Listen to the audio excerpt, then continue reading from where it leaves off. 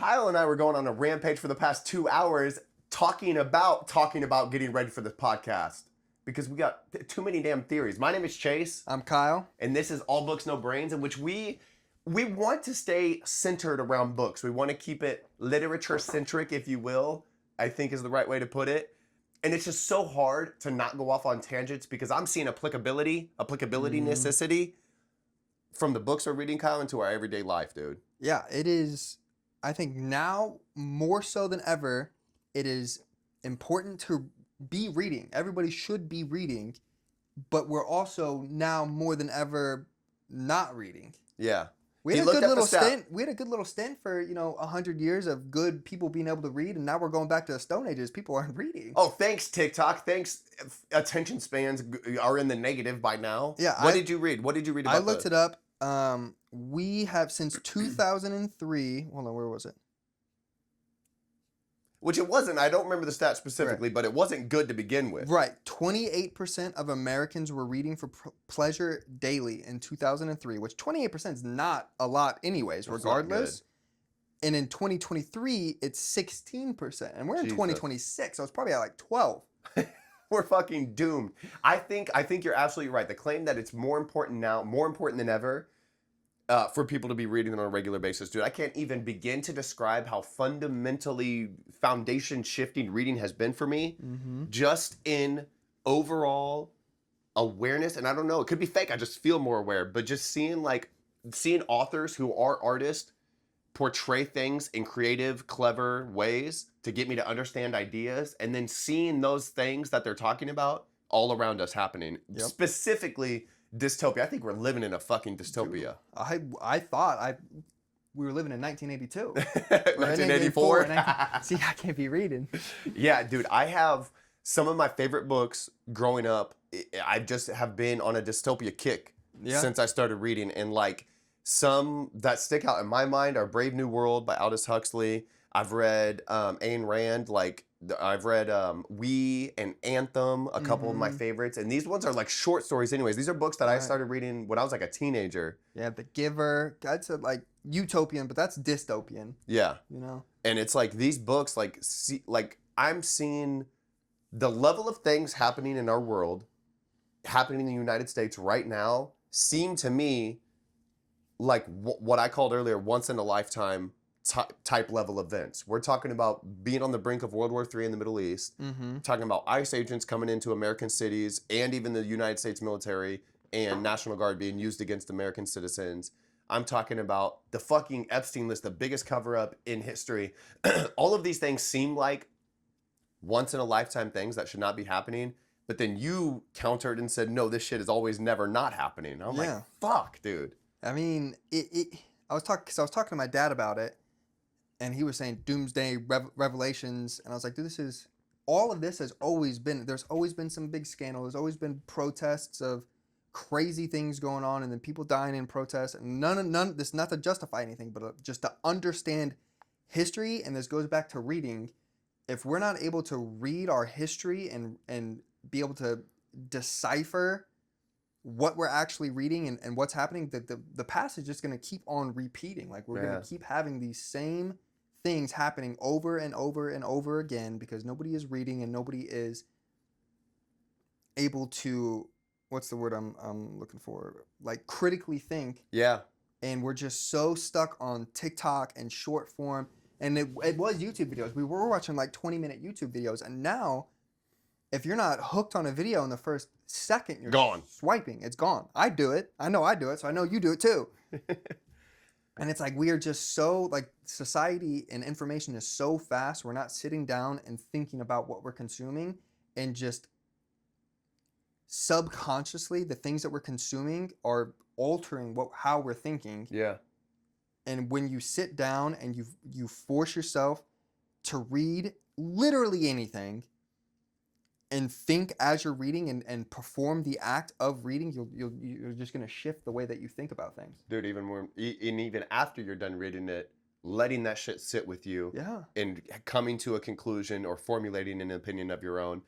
I mean, this goes back to my old friend Romulus Al Ra. Literally wouldn't let his daughter Serafina be exposed to the news. He said nobody in their family gets to watch the news until they're 12 years old. Once they have opinions of their own, they can start to hear the opinions of other people. And I was like, that's fucking smart, dude. Yeah. But yeah, I think reading, because I've had books that just live, some books just end up sticking with me, and the language that the author uses and the creativity in which the themes are wrapped and dressed up, the way it's presented to me just stick with me and just live rent free in my head for years. And still the opinions that I have based on the ideas are shifting and molding, and just allowing yourself to be immersed in an idea, let it sit with you for a long time, formulate what you think and how it makes you feel and what you think those implications can lead to is a skill. And I think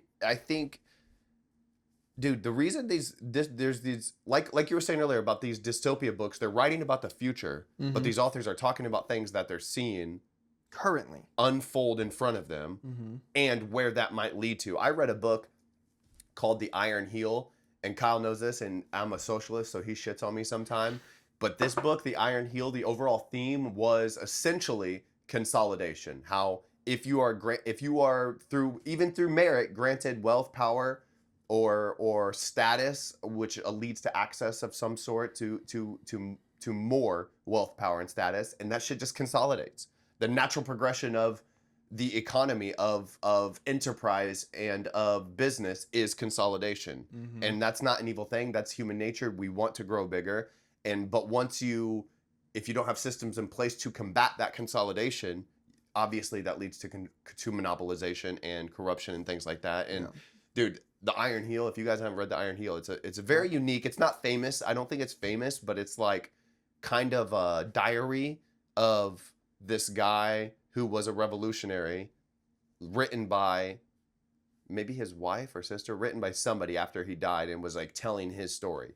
Yeah. And how he would use rhetoric to prove points to people, and then it's just like his sort of dialogue. So it's kind of it's a weird read. It's an old book, but it's very interesting. That book stuck with me. I didn't love that book, but it just stuck with me. The themes of it stuck with me. Yeah. I'll have to check that out. Yeah, because I haven't read that, and I agree. I feel like because we definitely have some monopolies going on. Yeah. And we're closer to having this shit figured out back in the day when we had the Rothschilds and the Carnegies, and they had these giant monopolies, steel monopolies, and we broke that shit up easily. Yeah. The government came in and said, hold on, you guys this is break up. Yeah. Why we're not doing that now? Yeah, I don't know, man. It does get me worried because it's literally kind of like doom scrolling. For the first time in my life, I've been doom scrolling. I literally feel a moral, like I'll see a video about some corruption happening, somebody trying to bring attention, and oftentimes they're not even stating a conclusion. They're just saying, this is what's happening. What does this mean? And the fact that there's no answers, or like, wait, why the fuck would that be happening? I'm seeing like TikTok and Instagram videos of people just calling stuff out, asking questions. And I feel a moral obligation to engage with the content via comment or repost or share, send it to somebody, something. And so because I do that, the algorithm naturally feeds me more of it. And I have found myself doom scrolling for the first time in my life. And I'm like, fuck, dude, it is so easy to get caught into this snowball effect of negativity and feel like there's only things going wrong with this world. Yeah. And I feel like reading is kind of the same way, where I'm like reading the dystopia book, and once I read it, I'm seeing all this shit happen. Like, oh, this is happening, this is happening, this is happening in real life around us right now. I know there's still beauty in the world. I know there's which is something I've talked to you about before too, because we go down these tangents of all the fucked up shit going on, and I think there's a lot. I think, and I still stand on it. I think living today is the best humanity has ever lived. Yes, I will agree. We have more technology, we have more information, we have more money, more like it's better to live even with all the crazy things going on. It's better to be alive now than it has ever been in human history. And sometimes we do have to, like, that's what I'm saying. I got fantasy. I like reading the dystopian. I like reading the 1984s, the George Orwell's. Yeah. Like that stuff. But sometimes you gotta read some fantasy books to enjoy the good parts about life. And a lot of these books have some heavy, like I've seen a lot of people shit on fantasy. Oh, you're reading fantasy. What are you getting out of that? You're just fantasy, as we like. Fantasy, yeah. But a lot of these have some really heavy themes in it. Like my Yeah. favorite series of all time, The Sun Eater, is heavy with philosophy, theology, and like it Yeah. really got me thinking when I was reading that. It's just, art. Can you read well enough to pick up what the author is putting down? Yeah. You know what I'm saying? So not only theology, but theocracy. Like Yeah. how does theology or how does religion overlap with people's day-to-day life and how they live their life? Yeah, and how did it and that series specifically, how did religion shape politics? Yeah. And it was just insane, an insane read for me. Dude, and I think that, yeah, you're absolutely right. When me and Kyle had some barbecue last night and I was just looking at the spread and I was like, we are living like kings. I was like, think about like even just 150 years ago. Look at this, not only the amount of food we have right here in front of us, but just the variety. I was like, we have a little bit of pig, a little bit of fucking cow. We have vegetables that are not even in season anywhere near us. We have vegetables. We were literally eating. You guys should. There'll be a video on this. We spent, it's like $800 on. Well, we didn't spend, but it was like $800 worth of food of barbecue, of the best barbecue in the world because we live in Kansas City.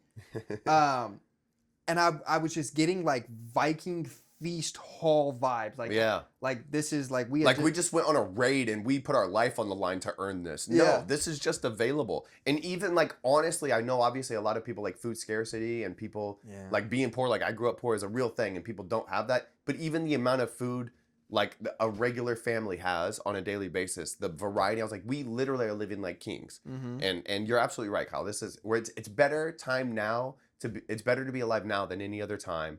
We have access, but I also see like some idiocracy shit happening where we have so much information. Yeah. It's right in front of us at all times that we don't give a fuck. We're just glazed over because it's like there are too many important things that we should care about. There's too many. You can't spearhead and pinpoint 1,000 things by definition. It's like, so do I pick a cause and dedicate my life to caring about something or maybe a couple? Or do I just think, well, they're all fucking important and then you lose focus? We're like so satiated with ideas and important things to face that we end up facing none of it. Yeah. And we're avoiding it intentionally. Which is why being able to critical think, which the best thing for critical thinking is reading, is so important, is because you have to be able to discern what is important. Is it true? Is this something that you need to spend a little bit of time to go research for yourself? Like I was having a conversation with my dad, and he's older generation. He's getting bamboozled by AI all the time. Oh my God. He said something to me that I can't even remember what it was. He said something to me. I said, just by you saying that doesn't sound right. I did a very quick little Google search, cross-referenced like 3 different websites. Turns out it was not true, whatever he had said to me. Yeah. And I showed it to him, and he was like, oh, yeah, that makes more sense. God damn. And I was just like... Which we're getting to and my dad hasn't read a book as an adult ever. Dude, and we're getting to the point, we're getting to the point where AI is too good. Yeah. That's going to start tricking us. It's going to start tricking young people. I'm like, if it's something that is slightly questionable, I've noticed I've just started scrolling because it's like, probably AI. Yeah. And which could be good for me for being on it, but probably bad. I'm missing a lot of things that are true or actually real. It's not worth the risk. It's not worth the risk of getting bamboozled. Right. Ain't nobody gonna get me more than I get myself. It does take a little bit more research, but it's that tiny barrier where if there is malice, if you're going to attribute malice like at scale of like trying to shift the overall zeitgeist or shift the way a culture thinks about something, they're not trying to get every single individual. What they're like if you think about like Russian bot farms or media, like they're just pushing out, pumping out media onto Facebook, and it doesn't matter if it's fake. If 74 million people see this video and 2 million people think it, and they care about it and they engage with it, and then that starts to shift. It may not move the window over here where they want it, but it starts to shift it a tiny bit. And you think about that shit happening. And eventually, like within, like right now, obviously there are some things that are indistinguishable from real life. Right. AI, real life. So yeah, it just takes a little bit of effort. But I think that reading, dude, when you just become, all you're doing is exposing yourself to more information. Just get more information, engage with that information in a meaningful way. When you're reading, it forces you to slow down. You're seeing the words. And I have noticed this, Kyle, that even sometimes, because I'll be reading one book, and then when I'm in my car or doing a mundane task like the dishes, I'll be listening to a different book. And then I have even noticed just in that, which is still reading and listening to an audiobook, I am not allowing myself time to think about what I read. And I've even noticed just my mind being filled with the words of another book is not giving me the same sort of, not allowing the book that I'm reading to have the same impact that it would have. Because I just started, this is a new thing that I've started doing. Like not giving myself any time for, I guess we could just call it contemplative silence. Like literally sitting, what did I read? Like just seeing where my mind goes, naturally reflecting on things with the intentionality of reflection. Mm-hmm. Like the book is having less impact. I've even felt that happening in real life. This is just a realization that I had the other day because I'm reading Fifth Season by N.K. Jemisin, but I want to get into the classics. So I downloaded on Audible the the Brothers Karamazov, and I'm listening to some Dostoevsky, and I'm just going sort of back and forth. If I'm not busy, I'm reading or listening. Yeah. And the book that I'm reading is having less impact on the way I'm thinking about things. So I've even noticed that just not giving yourself time to reflect, and with the intentionality of consuming the media, thinking about what it means, drawing a conclusion, that sort of process is being whittled away because of my attention span, because of my constant desire to take in more, consume more media. Mm-hmm. Yeah, I think that's one of the most powerful things and differentiators between sitting down and reading and like listening to an audiobook. Like that's a big debate. Do audiobooks count as reading?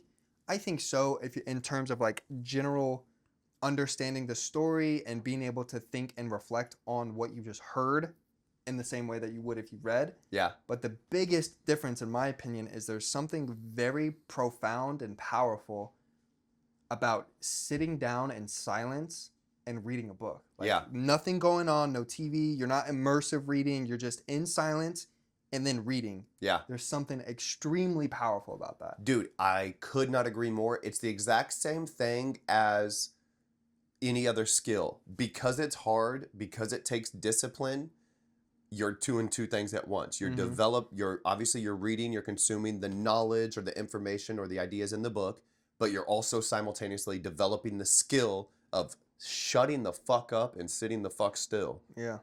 That is a discipline. That's like a meditation. Like I think about, like when I first started hitting the sauna, people talk about benefits and things like that. And I was like, I don't know. I'm literally getting counter information of whether the sauna is good or not. I'm doing it because I don't want to fucking do it. And it's hard. It's difficult. I don't want to sit here. And when I realized I don't want to sit there, made me punk myself into sitting there more. Yeah. It's the same thing. It is, do I have the wherewithal, the fortitude to just deal with hard things, difficult things, and sitting down and being still and being calm when you're not used to doing that is a difficult, hard, uncomfortable thing. Yep. So I absolutely agree in the power of fucking sit still and read a book. Yeah. And reading, another powerful thing about reading is... Oh, and that is the differentiator between listening and reading, Kyle. Yeah. Listening to a book is a passive consumption of the media. Reading is an active thing. You are engaged. It takes effort. It takes intentionality. And that's the differentiator. But is it as effective? I don't know, but that is the difference. Yeah, and which would leads into my next point about like another very powerful thing about reading is putting yourself in, like in a fictional story, putting yourself in a different character's shoes and going through their story, and then getting that level of empathy and sympathy that you get out of a book, which I think you can get that out of both reading and audiobooks. When you're listening to the story and you're in a character's shoes, obviously you can't change what's going to happen. It's been written, right? And you understand where the character came from, what they've gone through, and then they're making these decisions, and you're forced to either understand or try and understand why they're making these decisions. That is developing empathy or sympathy, whatever you want to call it, which is very powerful. And I've noticed, I feel like I'm tough. I'm a man. I'm a father. She's hella tough. I'm fucking, come on. Oh, wow. Right? Wow. I'm finding I'm becoming more emotional. Yeah. I'm getting more in touch with my emotions. I feel like growing up as a kid, I lacked a lot of basic emotions and really only ever got angry. Yeah. Or happy. Or, I mean, like laughter with my friends and stuff. That was your tism flaring up. Right. But I was watching, hold hold on, pause for dramatic effect while I think. While you remember. What the movie was. I was watching it, whatever. I was watching a movie with my son, one of the Disney movies. If you say Wild Robot, I feel you. No. And I'd watched this movie like, dude, like throughout my life, probably 10, a dozen times or so. And then at one of the parts, I was literally starting to get choked up, teared up at what was going on. And I was like, what is that? I've literally seen this. What is going on? And I think it's one part becoming a father. And then two, becoming more empathetic and in touch with like my emotions as a man, because in the movie it was something to do with the father was. What movie was it? I want to know. I'm trying to think. I even told him, I was like, I literally was it an animated movie or? Yeah. I'm trying to go through and think about what. I'm interested, but what you're saying, yes, 100%. And I was like, dude, I remember as a young teenager going to watch like movies and just being like, I've never cried in a movie, never been choked up, never nothing. And then here I am watching some Disney shit, like getting choked up, emotional about what's going on. And I think probably the biggest part is becoming a father, but two, becoming more empathetic through reading. Yeah. I think that. Which makes me tough. Makes you hella tough. To be able to be open emotionally, that's tough. And talk about it, put it on the internet, that's triple tough.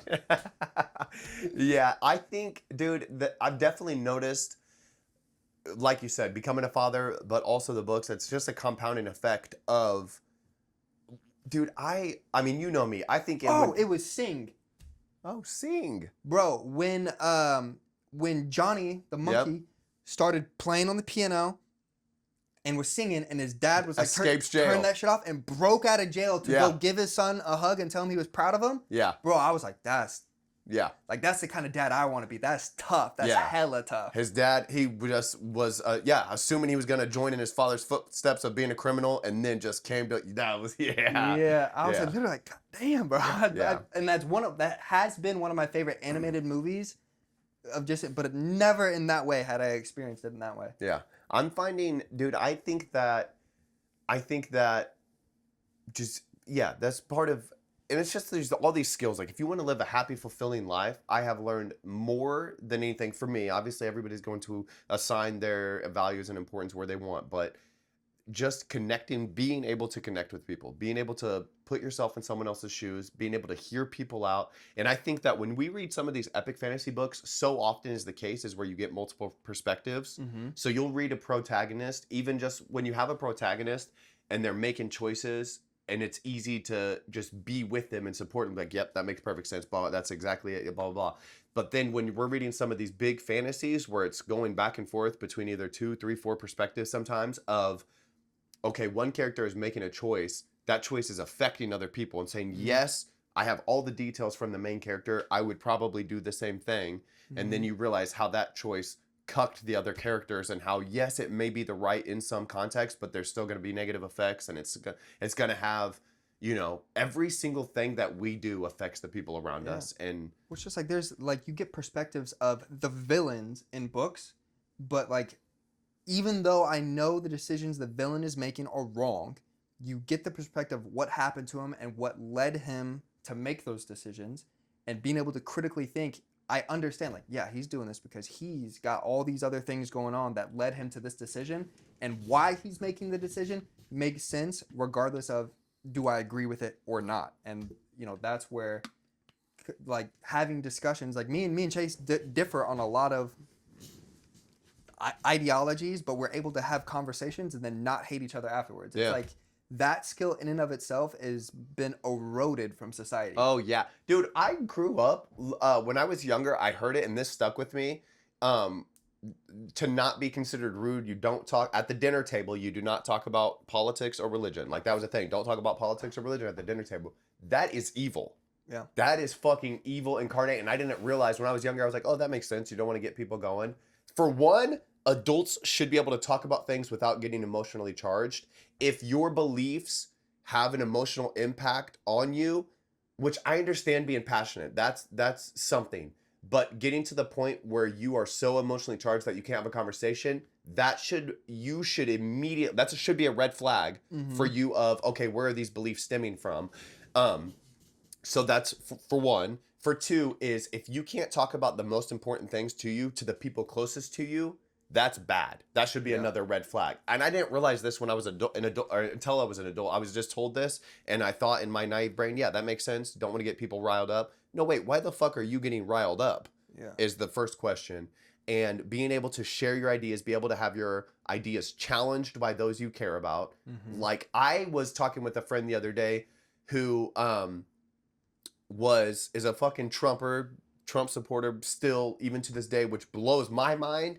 So even in just getting curious of not pressing nothing, just saying like, well, why do you think blah, blah, blah, and they didn't want to engage.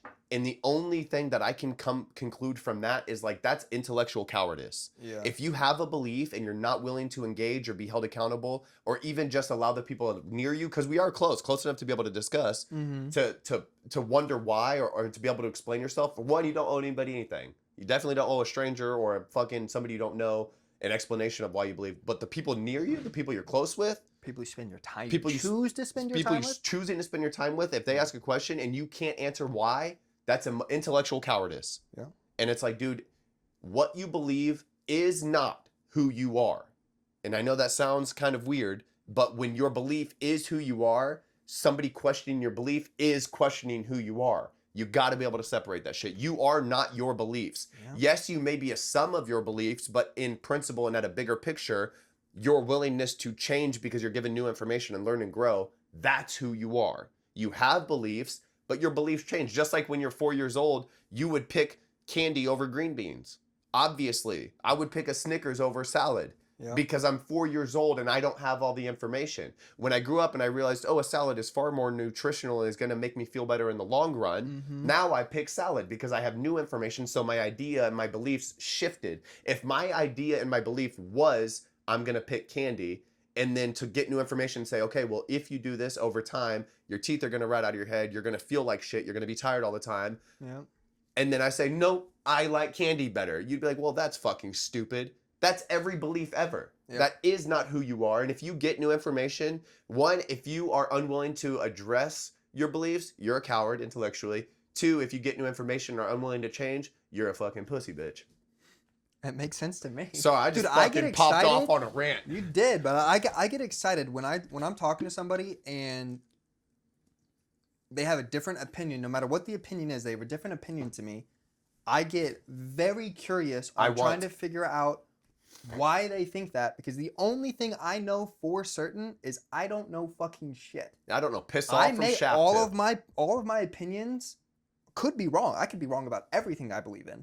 So I want to ask people that believe in things differently and figure out why they believe that, and then understand why they believe that, whether I think that thing is the right thing to believe in or not. Yeah.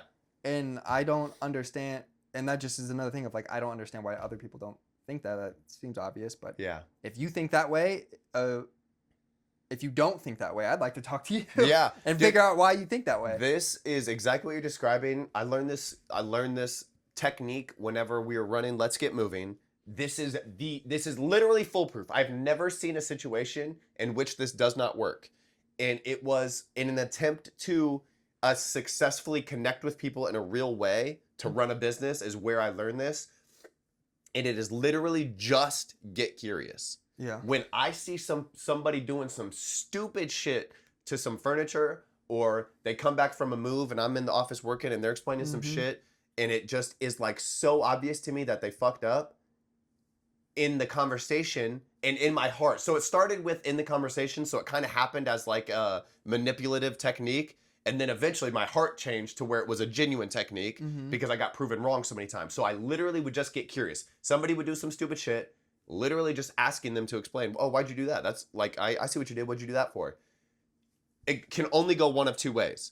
Either I learned something new and the conversation goes well because I never got confrontational. I only got curious. They got a chance to explain themselves, and then I learned something new, and then perfect. We're right where we need to be. Secondly, they're forced to explain why they did and realize how fucking dumb it was. And I'm not telling them that what they did was dumb. They are realizing for themselves through explanation why what they did was dumb. And then we get to learn, and it's a teaching moment there. Yep. And so only by getting curious, dude, both managerially and with my friends and family, is only beneficial. Yep. Is literally only beneficial. Either I learn and grow, which I want to do. Like I told you before, like when I was working with people, when I'm a young man, like 22, 23 years old, and I'm their boss and I'm in a position where I have to operate and I have a million things on my plate, it was a manipulation tactic. It was I know what you did was dumb, but I can't tell you that because that caused a conflict. Let me help you get there. Became, as I got older, transitioned into genuinely my heart, I'm curious. Because you were doing it to manipulate and then getting proven, oh wait, that actually Yes. makes more sense. And now I'm the dumb bitch. Yes. And then That is exactly. It was like probably 75-25. 75% of the time, what I thought was going to happen would happen. Yep. But it happened enough where I was like, oh, that makes perfect sense. Yep. To where I was like, okay, don't be a prick in your heart anymore. Even though what I'm saying out loud is fine, change your heart. Just be genuinely curious. And that it's the genuine curiosity that you carry into conversations with your loved ones and your closest friends of, dude, just know you don't know shit. Yeah. For real. Swallow your pride. You don't know shit. You've been proven wrong time and time again. You don't know shit. Let people explain themselves. Learn, change, grow. You are not what you believe because what you believe today is different than what you believed yesterday. Yeah. And all of this goes back to reading and why it is so important, because you can consume information through any medium. Talking to people, watching videos, watching movies, TV, like all these kind of things. But all of these things are a passive way to consume information. When you sit down and read and you consume information and knowledge, you're actively engaging with it. Yeah. Yeah. And it's forcing you, and especially when you're reading in silence, it's forcing you to sit and think about what you're reading in real time. And then it sits with you after. There's been many times I've changed my opinions on books days, weeks, years after I've read books, because I've read more books that provide different opinions on the themes and subjects that the books are talking about. And I changed my opinion. And all of that stems, like when you're doing this active reading, it changes the way that you fundamentally see and interpret the knowledge and information around you in your life, and you just take those skills that you're developing while reading and impose them to your real life everyday basis. Dude, and yes, about changing your opinion. I got into it with my friend Blakeson the other day. Not ever confrontational, but literally back and forth having the exact opposite opinions on the same book. So in Red Rising, the main character, who I fucking stan, I love him. He is my hero. It's been over a year since I finished the whole series, and I'm waiting for the last book to come out, and I am convinced he is the bad guy. And so I'm going through... A bad guy. Yes, not the. He is a bad guy. Like, he is a bad man. And I'm explaining to Blakeson, like, all these things apply if you have a general framework for wherein you differentiate good and bad. He, more often than not, is the bad guy. And I was like, fuck, dude, I don't like that, because I love him, and you're exposed to his story, and you see why he does what he does, and he is a bad guy. And so we were just going back and forth. And that took me, like, literally over a year to come to that conclusion and admit. But yeah, and that brings me to my next point. Like, being aware of our biases. I challenged my family is religious fundamentalist, dude. And you talk about, I don't want to use like negative words, but just ignorant, just literally ignorant and intellectually dishonest, more so. Mm-hmm. So like ignorant is in like kind of, you don't know when you are willfully applying different criteria to the way you assess information, you're being intellectually dishonest. When you give some information this weight or filter it through this, but you give other information this weight and filter it through something else, it's like you are not being honest. You are literally just coming to the conclusion you want to come to. Mm-hmm. So when like I was talking to my family about Bible stuff and the way they interpret the Bible, asking them, how do you read the Bible? Being aware of and accounting for your cognitive biases. How do you read the Bible? They had no clue what I'm talking about. So I'm telling them, like, okay, like there are these like known things that people, like these sort of fallacious traps that we fall into. Mm-hmm. And that it's like, if you are unaware of this opponent, this intellectual opponent, you're not going to be able to overcome and assess the information you're taking in because you don't know your biases. You're unaware of your biases. And they had no clue what I was talking about. And even explaining to them and showing them examples, they will understand the examples and then not be able to apply that lesson that those examples taught. And it's just so frustrating, dude. Yeah, I think that we all need to be, whether you're reading fiction, whether you're reading the Hold on, news. I just think subtract history books from nonfiction. Nobody needs to be reading nonfiction, in my opinion. For the most part, I mean, If you're reading nonfiction, you're wasting your goddamn time. unless it's like history, yeah, biographies, I guess could be Historical. autobiographies especially could be historical. But like if you're just reading self help, like I got all of them. I went through a whole phase, how to get rich, rich dad, poor dad, all of these things. Everything that these books teach you, you get out of fiction in a much better way, because instead of being told what to think, you're forced to come to those conclusions on your own. Why did characters do things? How did this character become the hero of the story? Oh, through discipline and never giving up and never backing down. Never backing down, dude. Dude, and that just comes to another thing of everybody will tell you the impossible. Like, that's impossible. Don't even try. That's impossible. And it's literally just saying no to that and then doing the thing. People go incredibly far in life and everything. Dude, my parents, when we started a moving company, my parents told me, don't do that. You're never going to make any money. You're not going to be successful. We ran on over a decade of making, our company was doing millions of dollars gross yearly. And all because we just stuck with it. People told us we couldn't do it, and we fucking did it. Yeah. Even my closest people in my life, my girlfriend at the time told me, pretty much insinuated that it wasn't a real job. Yep. Yeah. My parents did. I remember my parents told me, I dropped out of school to run the moving company with you guys. They told me it was a bad decision. I would amount to nothing. It was going to be a fail. I was living with them at the time. I literally packed my shit up and moved out that night. Yeah. And I called my buddy. I said, hey, you got a room I can stay in, like, permanently? How much is rent? He said, $300 a month. I said, that's a steal. I'm about to rob your ass. Came over within like 3 hours, packed up everything I had, bed, everything, moved out. Yeah. And then, here we are years later. I mean, I'm not rich by any means, but I have a house. I've got cars. I've got plenty of, I can eat. I have clothes on my back, all the necessities. Yeah. Because I accepted no. Yeah. And like those are, obviously I learned that lesson through IRL, but you can learn those lessons if you think about what you're reading hard enough, which is a skill you develop as you continue reading. Yeah. I think as adults, dude, as capable adults, human beings, I think that things that are that have benefit but are uncomfortable, literally leaning into uncomfortable things is a skill. It is a habit of itself. So it's like, be comfortable with the uncomfortable. Yeah.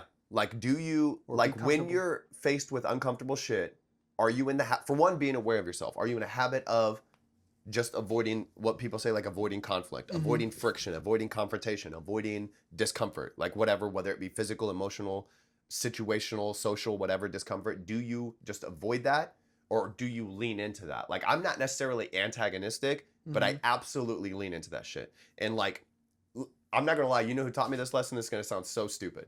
Steven. So this dude, Steven, always had big legs growing up and would always work out his legs, and he was always the strongest out of all of us. And I spent some time away from my friends and family, and during that time away, like, the gym was the only thing that I had. This was when I was in the Marine Corps. I had nothing. I was only I was by myself, and I literally thought, why do I not work out my legs as hard as, like, I go into leg day dreading leg day. I'm gonna fucking do legs. If they're not sore, I'm working them out until I fucking can't, until they fall off. Yeah. And it was literally thinking about all the street cred that Steven got for having big, strong legs. And I was like, I don't necessarily want that, but I just want to not be a victim of not liking legs, so I don't do legs. And that's like a common gym trope, is like, oh, you've been skipping leg day, bro. Like a gym bro skip leg day. You know what I mean? And it's because it is so fucking uncomfortable. It is so neurologically and neuromuscularly taxing that it just feels emotionally taxing. Like, you don't want to lean into, you could do a curl. It's a small muscle group. It doesn't take a lot of mental energy to lift, to do squats and deadlifts and leg press. Like, that shit is hard mentally, emotionally, and physically. Don't skip that part. Yeah. So I got into the habit of doing legs, And not even into the habit. I had to fucking punk myself into doing legs. Every time they were not sore, I'm doing them, working them out. Mm. And it was that lesson over that course of like a year of overcoming that one hurdle that I was like, oh, this is everywhere around me.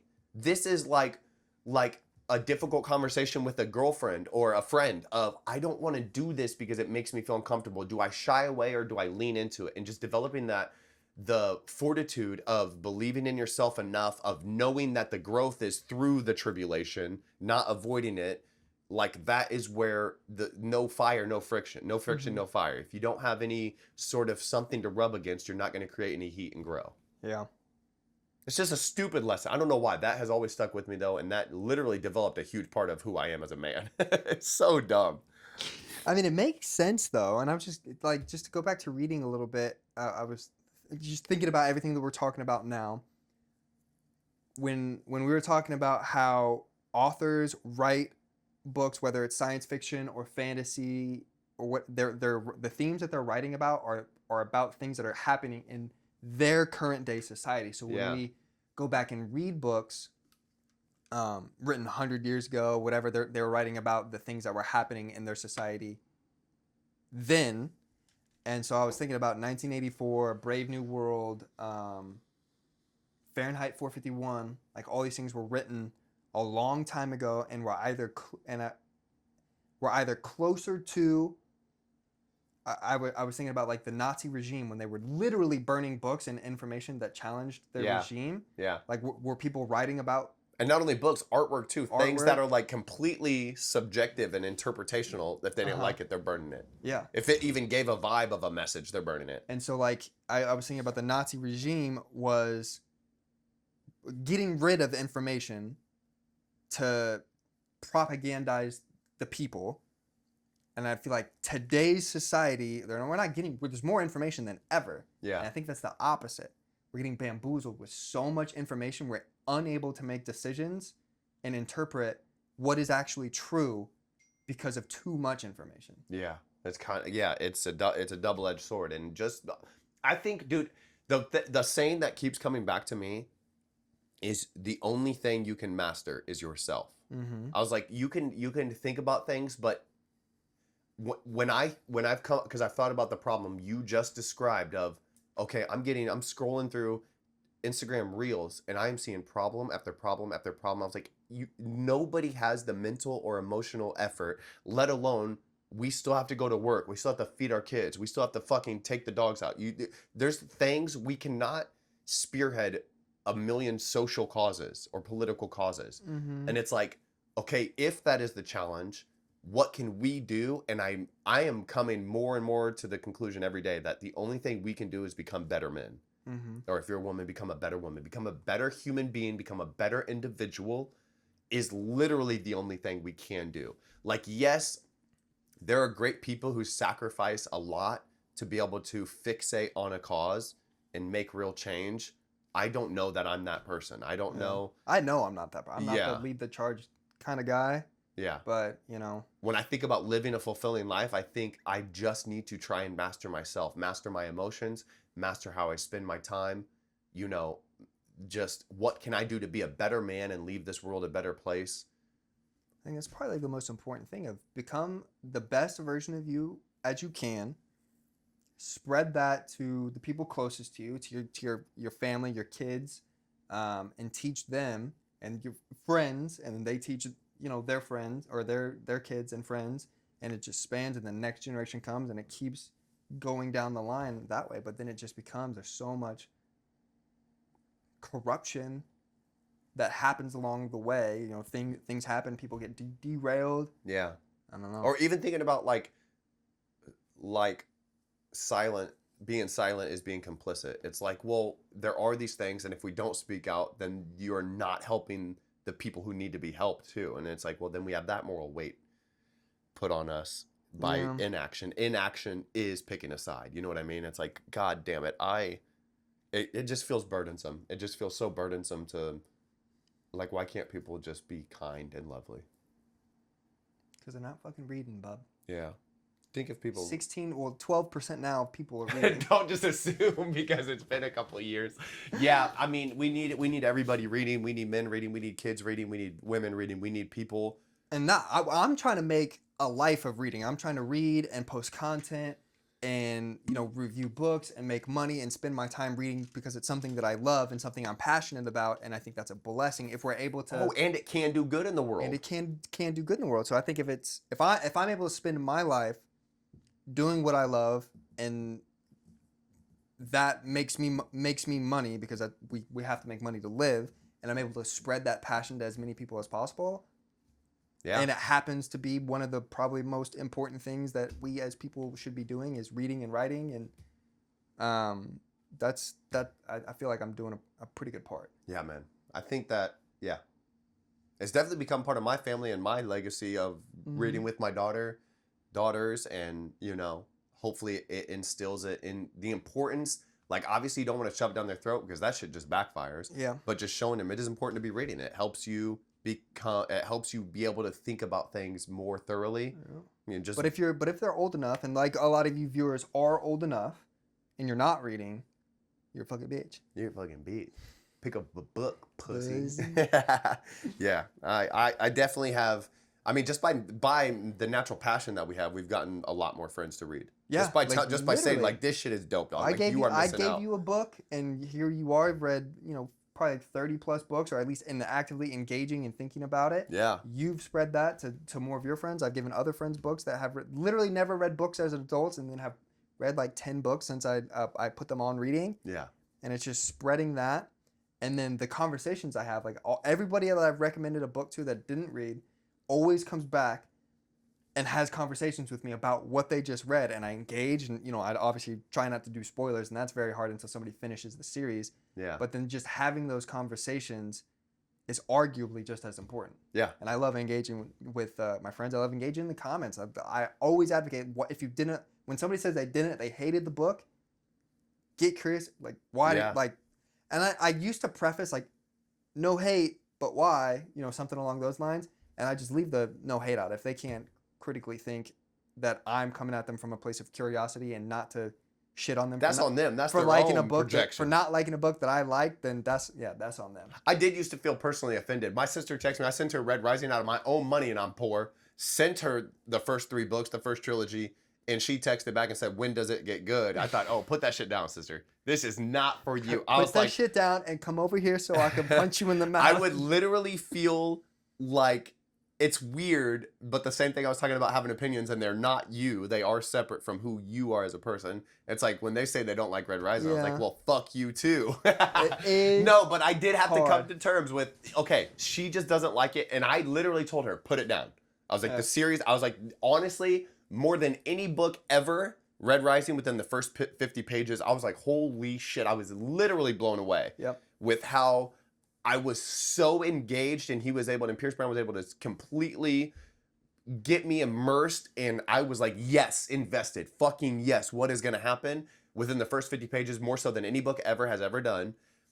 If you're not loving it, it's just more of the same. Yeah. It's like, yes, obviously the story is compelling, but it's more of the same. If you don't love it, you're not going to love it. And that's what I've learned about books in general, having read a few duds. Yeah, it's like, no, it does not get better. If you've read 50 pages and don't like those 50 pages, you think the author's writing style is suddenly going to change? Yes, the story is going to evolve, but it's going to be more of the same. Yeah, and I've come to the conclusion, because a lot of books that I don't like are still some very popular. Oh yeah. I'm not a fan of the Poppy War trilogy. I read it all. I didn't really enjoy it. I had some big gripes with it, but it's still listed as like one of the top 100 fantasy books of all time. And it talks about, dude, the book 1 of the Poppy War. This isn't a spoiler. This might sell you on it. It's like a historical fantasy, and it talks about things called Japan versus China back in the World War II era, and it touches on I don't even know if I can say the rape of Nanjing, which is a very horrific thing that happened IRL in real life, that the Japanese military did in Nanjing, and China. And there's a book in the history section. I gotta walk past the history section to get to the fantasy section at Barnes & Noble, and every time, literally every time on the little tables in the middle of the aisle, there's a history book, The Rape of Nanjing, and I look at it, I see it every time, and I was literally telling him the other day, I was like, I don't know why I haven't bought it, because I was so interested in that this thing happened that is one of the most horrific things that's ever happened in human, that I know of that's happened in human history, and we need to be reading that shit and consuming it so that those things don't happen in the future. Yeah. And I was talking to her that I was like, next time I go to Barnes & Noble, I'm just gonna buy it. Yeah. And like, you know, I'll get to it at some point. But I remember thinking like, how did I not know that this was a thing that happened in real life? And I only knew that it happened because I picked up a fantasy book and I saw people talk about it gets very dark, and it talks a lot about, or it draws a lot of inspiration from real life historical things. And I was like, what is this real life historical thing they're talking about? Did a little bit of research. My buddy's a history teacher. Talked to him. He was like, yeah, nobody ever really teaches it in history. It's not part of the curriculum. It's crazy. And I was like, that is I incredible. mean, yeah. And I mean, it makes sense, but yeah, just those lessons and authors. Is that by R.F. Kuang? Yeah. Yeah, dude. I mean, she obviously does a lot of historical, like bleeding in historical and fantasy, and a lot of Asian history that is not really taught in American schools and stuff like that. Yeah. And valuable lessons. Anyways, fucking I lessons. thought that was incredibly interesting in that part of the book. But the rest of the series I was not vibing with. But it's still one of the most popular fantasy books out there, which just means her writing style is not what I enjoy consuming, because the themes, the historical elements to the book, like all of that I agreed with. It was just the way that it was presented to me. And, you know, I understand that people don't think about the things that I enjoy. Like Sunny is my favorite thing. A lot of people don't like it, but it's just because that's not how that they can enjoy to consume what's in the book. And they're going to have a lot of things that are different. And everyone's writing book. The themes are, nothing is insanely new about these series. Everyone's kind of writing about the same thing. It's the way that they interpret and present the information. Yeah. It's how many different ways can you put paint onto a canvas. It's literally infinite to get the same thing across. Slightly different maybe, but yeah. Yeah, we have been kind of all over the place Literally with this one. all over the place. I went on a couple of rants that I didn't even know I was going to go into, but this is something I'm actually passionate about, and I think about constantly when I'm not with you. And I'm glad that I get to. You guys, if you can't tell, me and Kyle, like on fundamental ideologies, are pretty much opposites. Like not opposites, but we think about things very differently.